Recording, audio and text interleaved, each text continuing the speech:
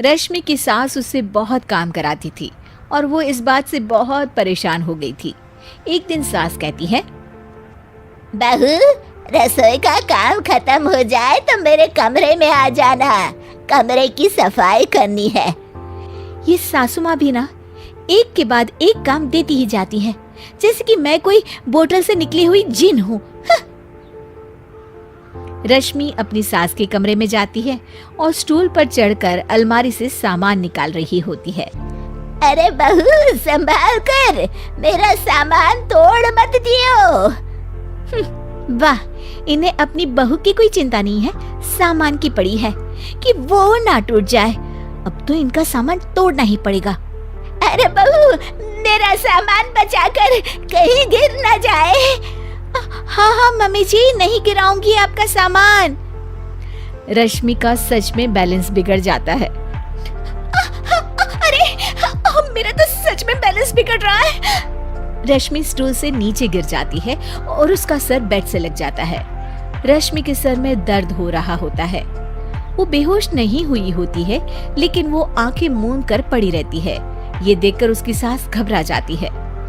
अरे बहू, ठीक तो है ना? तू बोलती क्यों नहीं बहू? ये अच्छा मौका है, बेहोशी का नाटक कर लेती हूँ, काम से तो बच जाऊंगी। सास रश्मि को बेड पर लेटा देती है और अपने बेटे सूरज और डॉक्टर को फोन करती है। वे दोनों कुछ ही देर में घर आ जाते हैं। सर पर चोट आने की वजह से ये बेहोश हो गई है। मैं कुछ दवाइयाँ लिख कर देता हूँ, ये मंगा लीजिएगा। उफ, वो ठीक हो जाऊंगी तो फिर से काम करना पड़ेगा।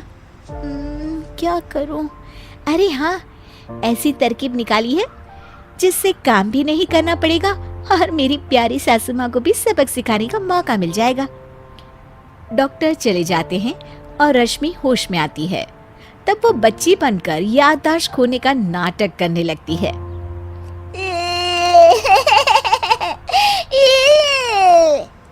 अरे बेटा, ये बच्चे के रोने की आवाज कहाँ से आ रही है? हाँ माँ, मैंने भी आवाज सुनी। फिर से रोने की आवाज आती है।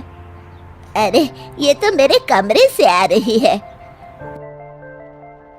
तो रश्मि रो रही होती है और बच्चों की तरह हरकतें कर रही होती है। दोनों उसे देखकर हैरान रह जाते हैं। मेरे मम्मी जी पापा कहाँ है? मुझे आइसक्रीम खानी है। अरे सूरज, ये तो बच्चों की तरह बर्ताव कर रही है।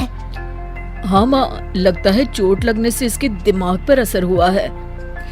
आप लोग कौन है? मुझे मम्मी के पास जाना है।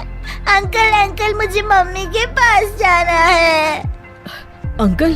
अरे रश्मि, मैं तुम्हारा पति हूँ, क्या तुम्हें याद नहीं है? पति क्या होता है अंकल? और ये बूढ़ी आंटी कौन है? बूढ़ी आंटी? बूढ़ी किसको बोला? बूढ़ी को बूढ़ी नहीं बोलूंगी तो क्या बोलूंगी? तुझे तो अभी बताती हूँ मैं। बूढ़ी आंटी, गंदी बूढ़ी आंटी, गंदी बूढ़ी आंटी। मैं कल ही डॉक्टर के पास लेकर जाता हूँ रश्मि को। अरे वाह, इस नाटक में तो बड़ा ही मजा आ रहा है।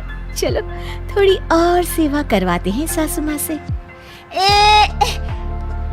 आंटी, मुझे ना भूख लगी है। अरे इतनी देर से मेरा सर खा रही है, तेरी भूख नहीं मिटी। अब क्या खाना है तुझे? मुझे चॉकलेट शेक पीना है। अरे मुझे नहीं आता चॉकलेट वाकलेट शेक बनाना। मुझे चॉकलेट शेक चाहिए, मुझे चॉकलेट शेक चाहिए। अच्छा अच्छा, मेरी माँ चुप हो जा, लाती हूँ बनाकर चॉकलेट शेक। ए बहू, तुझे समझ में नहीं आ रहा? कितनी बार कहा है कि एक जगह बैठ, अभी एक थप्पड़ लगाऊंगी तुझे। अरे अच्छा बाबा, माफ कर दे, मत रो। तुझे जो करना है कर, पर रो मत मेरी माँ। रश्मि अपनी सास की नाक में दम कर देती है। कुछ देर बाद सूरज फिर से डॉक्टर को लेकर आते हैं और डॉक्टर पूरी तरह रश्मि की जांच करता है। मुझे लगता है कि इनको हॉस्पिटल में ले जाकर स्कैन करना होगा, तभी कुछ पता चल पाएगा। बाप रे, मर गई। ये तो हॉस्पिटल ले जाने की बात करने लगे हैं। नहीं नहीं, मुझे हॉस्पिटल नहीं जाना। नहीं नहीं, मुझे हॉस्पिटल नहीं जाना डॉक्टर अंकल, गंदे अंकल, मुझे नहीं जाना।